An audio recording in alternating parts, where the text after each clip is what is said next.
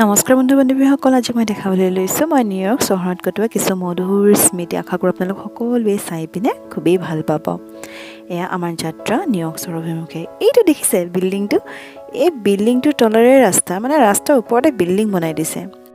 চাকৰি সূত্ৰে US-ত প্ৰথম গৈ আমি আছিলোঁ, মানে নিউয়ৰ্ক ষ্টেটতে পৰে, তাৰ লং আইলেণ্ডৰ হিগছফিল্ড নামৰ ঠাইখিনিত আছিলোঁ। তাৰ পৰা চহৰলৈ কমেও এঘণ্টামান বাট। প্ৰথম মই যেতিয়া গৈছিলোঁ ডিচেম্বৰ মাহ আছিলে, খুবেই ঠাণ্ডা, আশে পাশে অলপ অলপ বৰফো পৰি আছিলে। এয়া প্ৰথম যেতিয়া মই চহৰখনত সোমাইছিলোঁ, তাৰ পৰা এপলক ৰৈ ধুনীয়া চহৰখনৰ ফালে মই চাইছোঁ। ইমান ধুনীয়া নহয়নে? ইমান সুউচ্চ অট্টালিকাবিলাক দূৰৰ পৰা দেখি সপোন পৰি যেন লাগিছিলে। এইখন হৈছে ব্ৰুকলিন ব্ৰিজ। সেই ব্ৰিজখনৰ কাষৰে এখন পাৰ্কত আমি প্ৰথম গৈছিলোঁ আৰু তাত অলপ সময় ৰৈ কেইকপিমান ফটো উঠিলোঁ। তাৰ পৰা ওলাই আহি আমি ৱৰ্ল্ড ট্ৰেড চেণ্টাৰৰ কাষেৰে পাৰ হৈ গৈছিলোঁ। আৰু তাত কি জানে, এঠাইৰ পৰা আন ঠাইলৈ যাবলৈ বেছিভাগে মেট্ৰ' ব্যৱহাৰ কৰে। টেক্সিও চলে, কিন্তু টেক্সিতকৈ মেট্ৰ'ত বেছি সহজ হয়। ইমান ধুনীয়া চাফ চিকুণকৈ ৰাখে, ইমান মানুহ থকাৰ পিছতো। ইয়াৰ পৰা আমি এম্পায়াৰ ষ্টেট বিল্ডিঙত গ'লোঁ। এম্পায়াৰ ষ্টেট বিল্ডিঙৰ পৰা নিউয়ৰ্ক চহৰখন সম্পূৰ্ণভাৱে দেখা পায়, খুব দূৰ দূৰণিলৈকে দেখা পায়। আমি যেতিয়া গৈছিলোঁ তেতিয়া সন্ধিয়া হৈছিলে, গতিকে দিনৰ আৰু ৰাতিৰ দুটা দৃশ্য দেখিবলৈ পাইছোঁ। ৰাতি আৰু বেছি মনোমোহা হৈ পৰে ঠাইখিনি। তাৰ পৰা আমি গ'লোঁ 9/11 মেমৰিয়েলৰ ওচৰত। ৰাস্তাৰে পাৰ হৈ যাওঁতেই দেখিলোঁ ৰেডিঅ' চিটি। ইয়াৰ পিছত আমি গ'লোঁ টাইম স্কুৱেৰলৈকে, যাক কোৱা হয় heart of the New York city বুলি কয়। আমাৰ গুৱাহাটীৰ যেনেকৈ ধৰি লওক ফেঞ্চি বজাৰখন, তেনেকৈ এই ঠাইখিনি পৃথিৱীৰ সকলো শ্ৰেষ্ঠ ব্ৰেণ্ডৰ সকলো দোকান ইয়াতে আছে। আৰু এই জেগাখিনি হৈছে ৰকফেলাৰ। এই যে ট্ৰিডাল দেখিছে, খ্ৰীষ্টমাছ ট্ৰি, তাৰ ওচৰত হেনো সকলো মনৰ আশা পূৰণ হয়। এয়া ৰেষ্টুৰেণ্টৰ ওচৰত খ্ৰীষ্টমাছৰ টাইমত ধুনীয়াকৈ সজাই থৈছে চান্তা ক্লজ আৰু বিভিন্ন ধৰণৰ গিফ্টেৰে। এইটো হৈছে আমি এখন হোটেলত খাবলৈ গৈছিলোঁ। হোটেলৰ পৰা দেখা পোৱা চহৰৰ ধুনীয়া দৃশ্য, ইমান মনোমোহা নহয়নে? এয়া চাওক, এই চহৰখনকে কয় দি চিটি নেভাৰ শ্লিপছ, মানে এই চহৰখনে কেতিয়াও নুশুৱে। সদায় ৰাতি এনেকৈ আপোনালোকে দিনৰ নিচিনা পোহৰ দেখিবলৈ পাব। এদিন আমি ফুৰিবলৈ গ'লোঁ ৱাল ষ্ট্ৰীট বুলি এখন জেগাত। এইটো সাগৰো নিশ্চয় দেখিছে বিভিন্ন চিনেমাত। এই সাগৰটোৰ অকণমান কাষতে এখন পাৰ্ক আছে আৰু এটা নেশ্যনেল মিউজিয়াম আছে। সেই মিউজিয়ামৰ ওচৰত ইমান ধুনীয়া টিউলিপৰ ফুল, স্প্ৰিঙৰ সময়ত তাত থকা ফুলবিলাক দেখি বিৰাট ভাল লাগে। আৰু মই এটা কথা মন কৰিছোঁ, চহৰখন অকল চহৰ বুলি নহয়, US-ৰ বিভিন্ন টুৰিষ্ট প্লেচত এনেকুৱা ধুনীয়া মূৰ্তি আৰু ধুনীয়া কাৰুকাৰ্যবিলাক আছে। এইখিনি কি জেগা জানে?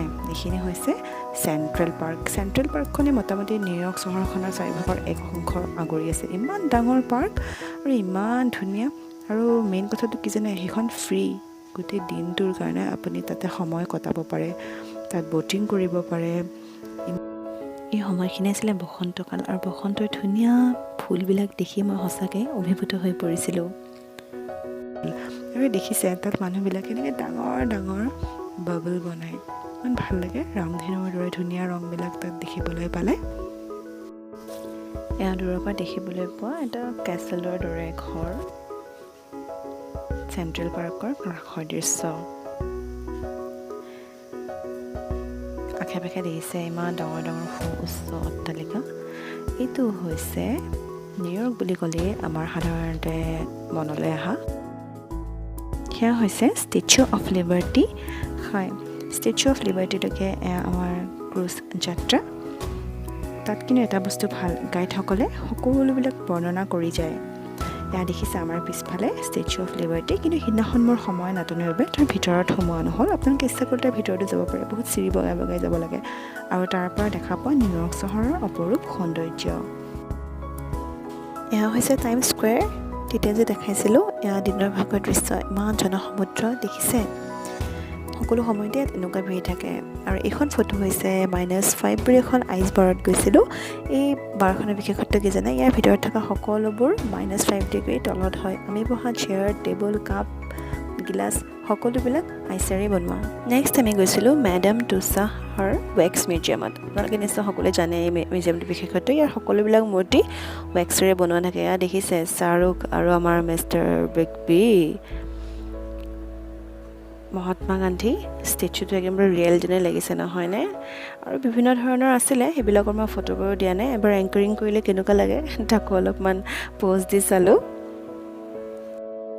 এতিয়া মই দেখাবলৈ লৈছোঁ আমি যে আছিলোঁ এই যে পিছফালে থকা ঘৰটো দেখিছে এইটো ঘৰটোতে আছিলোঁ জানে এইখন আমাৰ গাড়ী মানুহজনে এই বৰফত ঢাক খাই থকা গাড়ীখন চাফা কৰিছিলে তাত সেইটোৱে চবচে বেছি জটিল কাম আৰু খিৰিকীৰে প্ৰথম বৰফ পৰা দৃশ্য মই খুবেই উপভোগ কৰিছিলোঁ ইমান ভাল লাগে নহয়নে চাৰিওফালে বগা বগা বৰফ আৰু এদিন আমি নিউয়ৰ্ক চহৰৰ পৰা অকণমান আধা ঘণ্টামান দূৰত পাই কনি আইলেণ্ড বুলি তাত গৈছিলোঁ মানে এণ্টাৰটেইনিঙৰ কাৰণে একদম বেষ্ট প্লেচ হয় বিভিন্ন ধৰণৰ ৰাইডছবিলাক আছে বিচ আছে বিচত গৰমৰ মানে সময়ত বিচত বহি মানুহবিলাকে খুবেই উপভোগ কৰে ফিচিং কৰে ইয়াৰ পিছত মই দেখাবলৈ লৈছোঁ ইউনিস্ফিয়াৰ বা এইটো ৱৰ্ল্ড ট্ৰেড গ্লোব বুলি কয় কুইন্সৰ নাম শুনিছে নহয় সেই জেগাখিনিতে আছে এইটো হলিউডৰ বিভিন্ন চিনেমাত এই গ্লোবটো দেখিবলৈ পাব আপোনালোকে কুইন্স মিউজিয়ামৰ ওচৰতে আছে আৰু মিউজিয়ামৰ ভিতৰত দেখিছে গোটেই নিউয়ৰ্ক চহৰখনৰ ধুনীয়াকৈ তেওঁলোকে বনাই থৈ দিছে ইয়াৰ পিছত আমি এদিন গৈছিলোঁ নিউয়ৰ্ক একুৰিয়ামলৈকে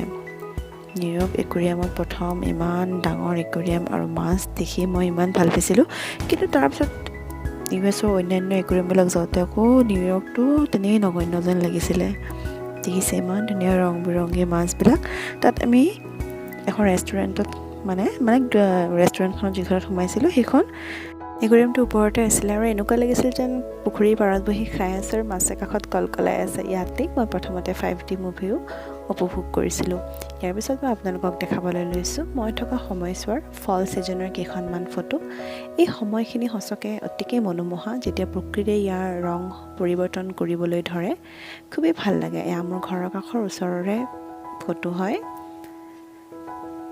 দেখিলে ইমান ধুনীয়া পাতবিলাক বিভিন্ন ৰঙৰ হৈ যায় 1-2 সপ্তাহৰ ভিতৰতে পৰিৱৰ্তন হয় আৰু মানুহে ৰৈ থাকে এই সময়খিনিৰ বাবে আৰু তাত মই এটা কথা মন কৰিছোঁ ঘৰৰ সন্মুখত প্ৰতিটো ছিজনত তেওঁলোকে মিলোৱাকৈ সজাই তোলে আপোনালোকৰ বাৰু মোৰ ভিডিঅ'টো চাই কেনেকুৱা লাগিলে কমেণ্ট বক্সত জনাবলৈ নাপাহৰিব আৰু ভাল লাগিলে লাইক শ্বেয়াৰ আৰু ছাবস্ক্ৰাইব কৰিব ধন্যবাদ মোৰ এই ভিডিঅ'টো চোৱাৰ বাবে